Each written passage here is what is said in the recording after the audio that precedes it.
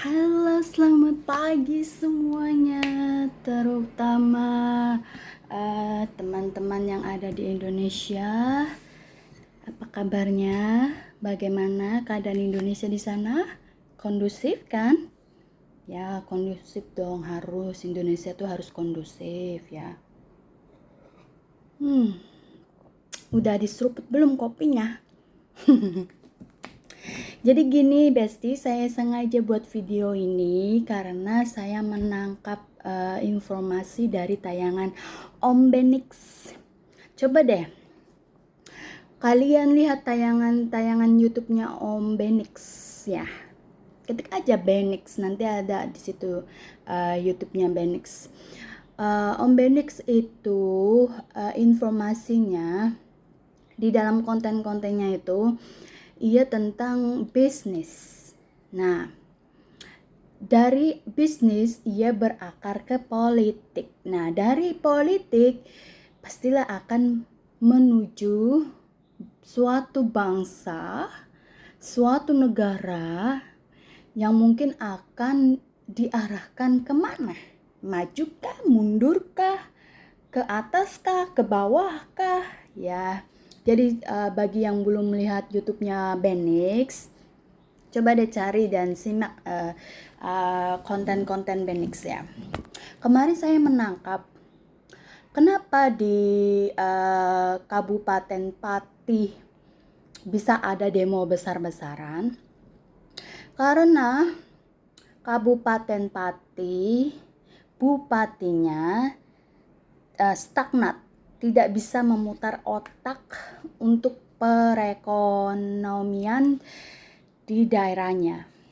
Karena selama ini Bupati Pati mengandalkan dana transfer dari pusat. Ya, ini pusat ya adalah NKRI Indonesia, pusat itu Indonesia. Tetapi waktu itu kan Menteri Keuangannya masih dipimpin oleh Sri Mulyani. Dikarenakan ada efisiensi, maka Sri Mulyani memotong dana transfer pusat untuk daerah-daerah yang ada di Indonesia. Nah, menurut Benix, bahwa di Kabupaten Pati itu kekurangan dana karena pemangkasan dana transfer pusat ya.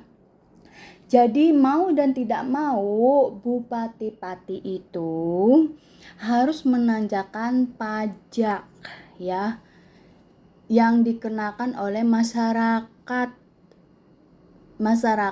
yang ada di Kabupaten Pati, yaitu dengan menerapkan pajak 200% bumi bangunan. Nah, dikarenakan dalam situasi ini ekonominya masyarakat Bupati Pati itu sedang menciut karena memang geopolitikal ini memang maksudnya berefek sekali ya untuk masyarakat kecil yang ada di Indonesia. Menurut Benix, mau tidak mau Bupati Pati harus menaikkan pajak.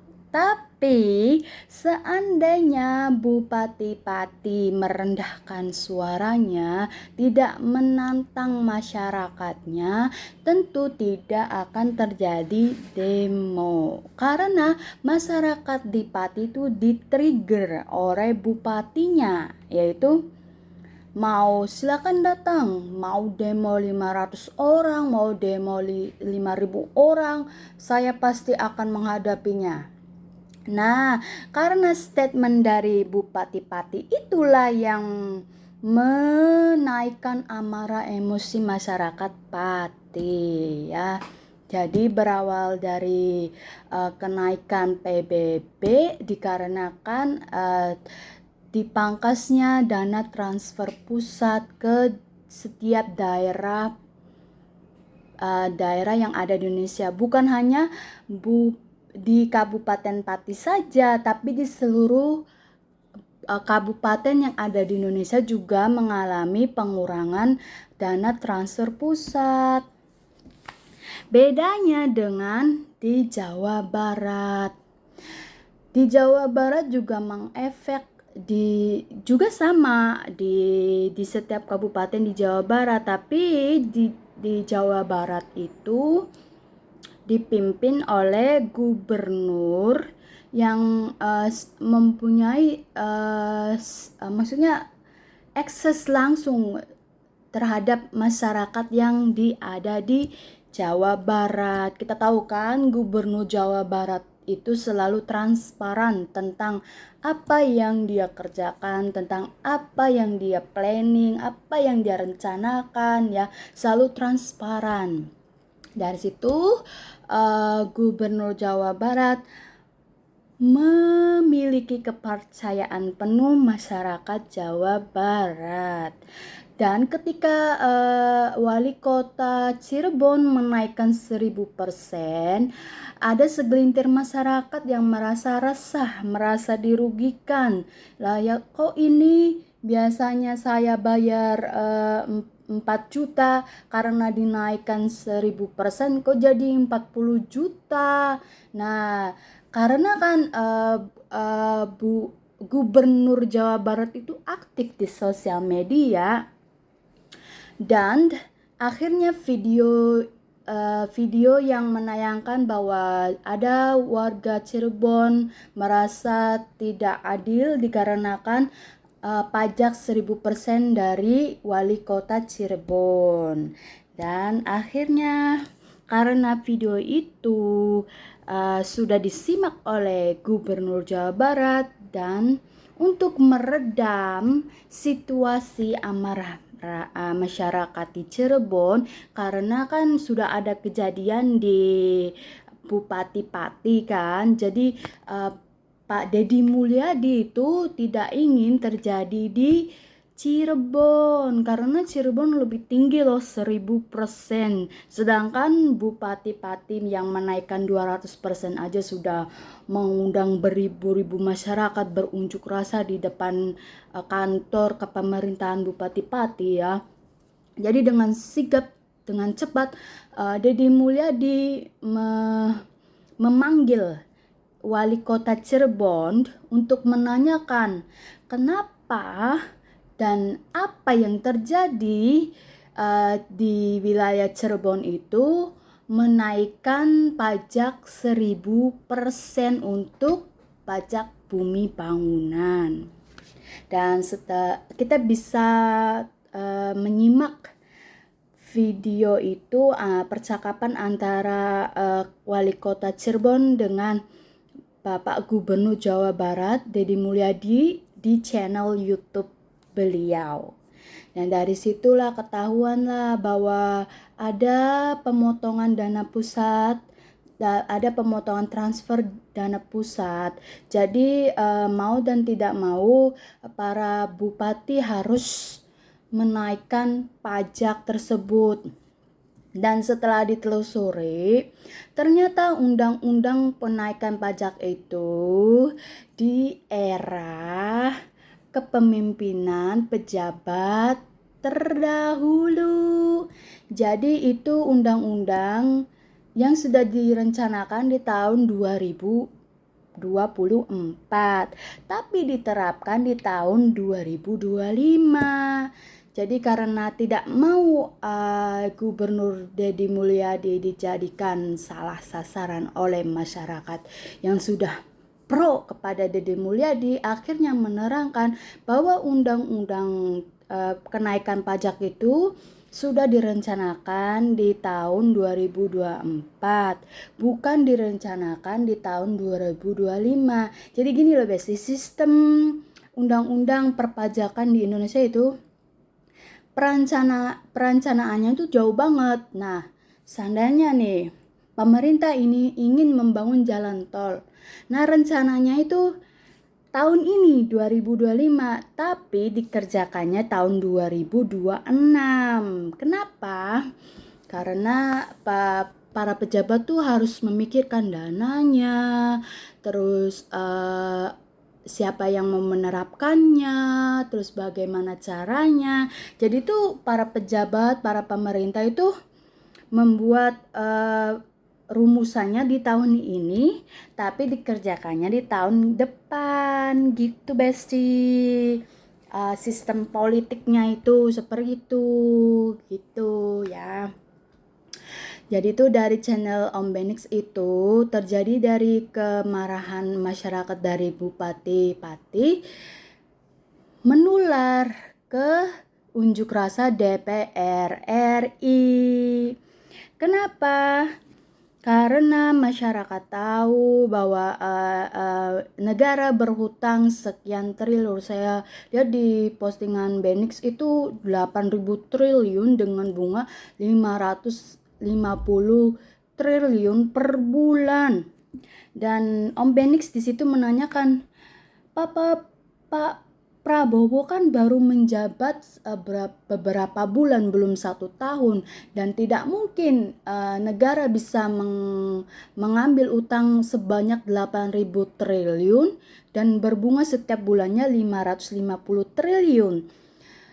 Dan Om Benix di situ mempertanyakan, mungkin presiden terdahulu yaitu Bapak Jokowi di masa era kepresidenan Jokowi, iya, dari sistemnya itu karena ingin memajukan di Pulau Papua, karena kan Papua itu masyarakatnya selalu terbelakang, dikucilkan, dianaktirikan, tidak ada pembangunan, terus maksudnya tidak ada kemajuan, apa-apa selalu maksudnya dalam sistem pangan juga mahal, dalam pendidikan juga minim, dalam infrastruktur juga minim, dan akhirnya dengan tekad dan niat dan juga mungkin di situ ada pengorbanan, harus pengorbanan suatu bangsa ya.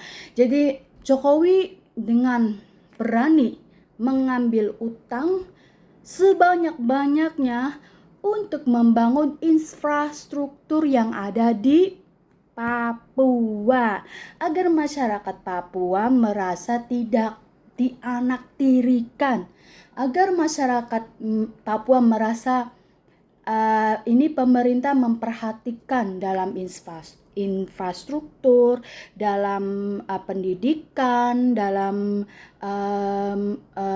digitalisasi. Maksudnya masyarakat Papua itu merasa disamaratakan dengan pulau-pulau yang sudah maju seperti Pulau Jawa, Pulau Sumatera, Pulau Bali, Pulau Aceh ya. Jadi itu Jokowi dengan berani mengambil utang sebanyak-banyaknya di Bank Dunia untuk membangun infrastruktur agar pemerataan dari Sabang sampai Merauke ya. Nah, dikarenakan pada masa Jokowi itu ya, Freeport, Jokowi karena berutang di negara, di Bank Dunia sebanyak-banyaknya, akhirnya membebaskan Freeport untuk menjadi tambang negara ya. Karena Freeport selama ini hanya bagi hasil ya, karena ada campur tangan asing yaitu dari negara-negara lain, khususnya dari Amerika ya. Jadi pada waktu eranya Jokowi, Freeport dibebaskan dan akhirnya milik negara. Nah, tahu kenapa? Karena dari situ Jokowi yakin dari hasil tambang yang ada di Pulau Papua, Jokowi yakin pasti bisa membangun Pulau Papua sejajar dengan pulau-pulau lainnya ya. Tapi karena kan waktu itu kan Jokowi itu dihimpit oleh masa era kepemimpinannya karena peraturannya yang menjadi presiden hanya 2 periode, bisa menjabat 2 periode. Nah, 2 periode itu dalam 1 periode itu 5 tahun. Jadi itu kan pembangunan tuh terhimpit ya. Jadi Jokowi itu sedang membangun Papua dan juga mempunyai usul yang sangat wow yaitu ingin memindahkan ibu kota ke Pulau Kalimantan yang disebut IKN, dan sekarang dalam proses pembangunan ya. Nanti para pejabat elit, para pejabat-pejabat pemerintah, ya pokoknya yang manusia-manusia yang ditugaskan untuk menjaga keamanan, kemakmuran, kesejahteraan, pembangunan rakyat NKRI dari Sabang sampai Merauke akan dikumpulkan di Pulau Kalimantan, dan sekarang sedang dibangun yang disebut IKN. Nah, Jokowi itu mengambil sebanyak-banyaknya utang dari Bank Dunia karena ada dua, yaitu menyesetarakan Pulau Papua dan merencanakan membangun IKN ya.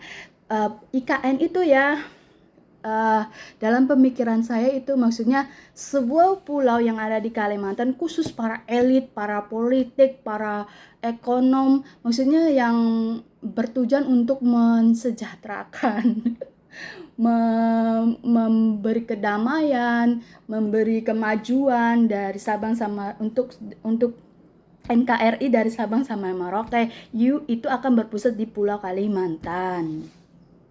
Nah, kan Pak Jokowi itu kan Menteri Keuangannya Sri Mulyani. Jadi Sri Mulyani itu mumet.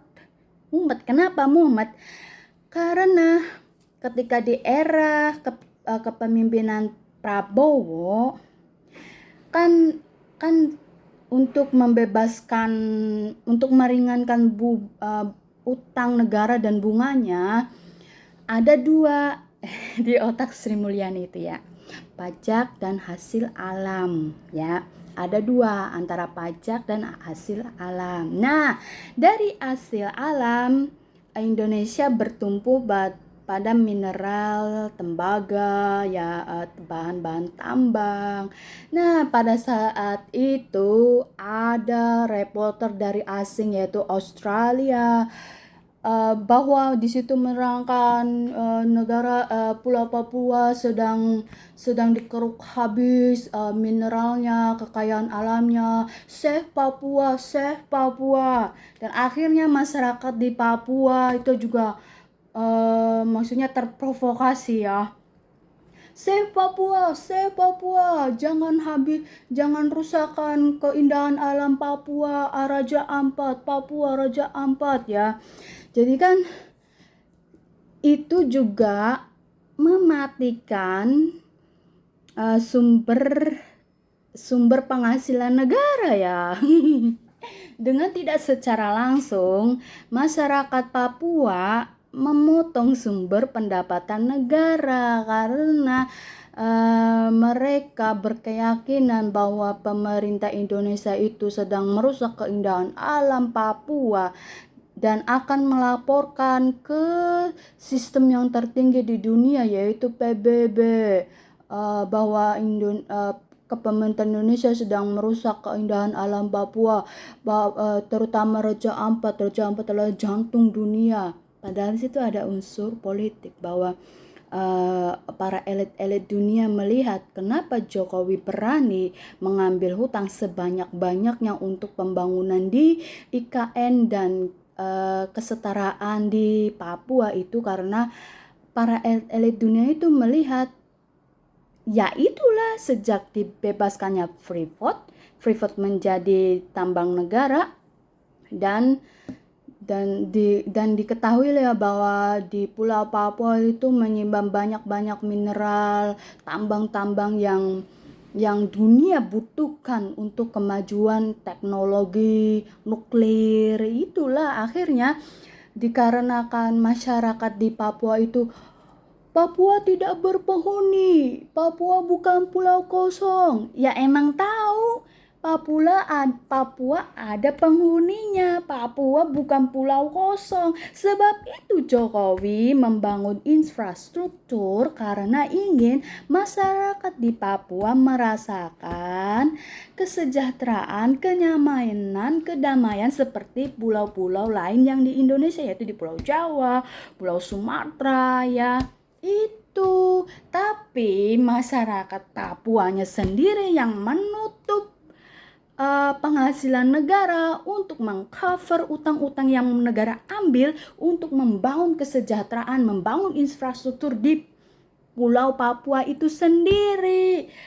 Papua apa penghasilannya? Hanya turis-turis yang datang melihat Raja Ampat. Apa bisa menutupi utang? Kalian selalu untuk masyarakat Papua selalu mengolok-olok pemerintah bahwa Pulau Papua itu dianaktirikan, tidak ada pembangunan, tidak ada apa. Ya masyarakat Papuanya sih itu yang membuat pemerintah Indonesia itu susah untuk mensejahterakan masyarakat Papuanya itu. Kan di Pulau Papua itu kan banyak sekali provokator-provokator bangsa yang katanya ingin merdeka sendiri, ingin punya negara sendiri. Tapi itu tidak mungkin ya, tidak mungkin. Karena Papua itu kan ada dua, Papua Indonesia dan Papua Nugini. Dan itu ialah katanya warisan dari zaman era penjajahan antara kolonial Inggris dan kolonial Belanda ya. Jadi Indonesia itu warisan kolonial Belanda ya Besti. Kalau kalian tahu telusuri sejarah kenapa Indonesia terbentuk, karena Indonesia itu warisan dari kolonial Belanda dan Papua Nugini itu warisan dari kolonial Inggris ya. Dan Singapura dan Malaysia juga. Kenapa Singapura dan Malaysia tidak bisa bersatu di Indonesia? Karena memang ada unsur kolonial Inggris dan Belanda. Akhirnya mereka bisa membuat kubu-kubu sendiri dengan status nama Malaysia dan Singapura. Gitulah Besti. Jadi kenapa sekarang negara itu mengalami inflasi? Karena sumber pendapatan negara itu sudah ditutup oleh masyarakatnya sendiri. Jadi sekarang negara itu sedang kekurangan pendapatan, karena salah satu pendapatan yang bisa menutup utang sebanyak itu, menutup bunga-bunga utang sebanyak itu sudah ditutup oleh masyarakat Papua itu sendiri. Memang masyarakat Papua ini mudah terprovokasi oleh orang yang ingin memecah belah bangsa. Nggak ngerti saya. Ketika tidak ada pembangunan, mereka bilang dianaktirikan. Ketika ada pembangunan kan, kalau suatu daerah ingin dibangun dan pemerintah datang untuk membangunnya, tentulah pemerintah juga harus mengambil sesuatu, karena pemerintah juga mengandalkan dua sistem ini, hasil alam dan pajak ya kan. Saya harapkan bisa dibuka kembali hasil-hasil tambang dan digunakan untuk kesejahteraan, benar-benar kesejahteraan rakyat Indonesia ya, dari Sabang sampai Merauke itu ya. Jadi saya tahulah dari program-program Bang Benix kenapa Menteri Keuangan Sri Mulyani harus menerapkan undang-undang yang sangat maksudnya memeras rakyatnya sendiri ya, karena sumber yang bisa menutupi hutang-hutang negara yang banyak itu, bunga-bunga negara yang banyak itu yang diterapkan di era Jokowi itu ternyata sumbernya ditutup oleh masyarakatnya sendiri. Dan sekarang Indonesia kelabakan dan harus memutar lagi. Akhirnya di era Pak Prabowo akhirnya menerapkanlah sistem pajak yang harus rakyatnya sendiri yang harus diperas untuk memberi pendapatan agar bisa menutup menutup pendapatan negara untuk membayar bunga utang negara yang 550 triliun, bunganya aja 550 triliun per bulan. Tapi jangan khawatir lah, Indonesia itu negara besar ya, karena rakyatnya itu udah menyebar luas. Dengan penyebaran luas bekerja di beberapa negara juga bisa menghasilkan pajak, menghasilkan pendapatan negara, tapi kan nggak sebesar yang hasil tambang ya. Tapi ya kita semua berdoa sajalah, semoga Indonesia mendapatkan jalan, dan semoga para pejabat-pejabat elit, para pejabat pemerintah juga mau memutar otak mereka untuk berpikir untuk kesejahteraan bersama, bukan kesejahteraan kantong mereka sendiri ya Besti. Oke, sekian dan terima kasih. Saya membuat video ini karena terinspirasi dari videonya Benix. Makanya nggak rugi kalian melihat kontennya Benix, karena itu memang berawal dari bisnis, berawal dari bisnis, ya berunsur dari politik. Karena politik ia akan membawa suatu bangsa negara itu ke arah kemana ya Besti. Oke, sekian dan terima kasih bagi yang menyimak video saya. Sehat-sehat selalu, bahagia, dan diberikan kesehatan, kebahagiaan yang berlimpah ya. Terima kasih, see you my next video.